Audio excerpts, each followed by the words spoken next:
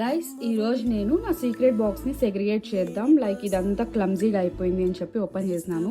ఈ secret box ఏమంటే నా చిన్నప్పటి నుంచి నాకు ఇష్టమైనవన్నీ నేను ఇందులో దాచుకునేదాన్ని, లైక్ ఇందులో కాదు దాచుకునేదాన్ని, బట్ తర్వాత ఇట్లా ఒక బాక్స్ని ప్రిపేర్ చేసుకున్నాను.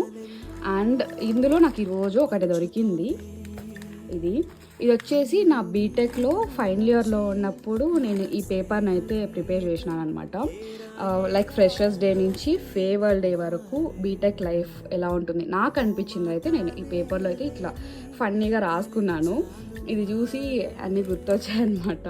లైక్ బీటెక్లో ఎంత అల్లరి చేస్తా అన్నారు, లైక్ ఆ లైఫ్ ఎట్లా, ఆ లైఫ్కి ఇప్పుడున్న లైఫ్కి చాలా డిఫరెన్స్ ఉంటుంది. అప్పుడు ఏం తెలీదు, ఇప్పుడంటే చాలా రెస్పాన్సిబిలిటీస్ అన్నీ తెలుస్తాయి అన్నమాట.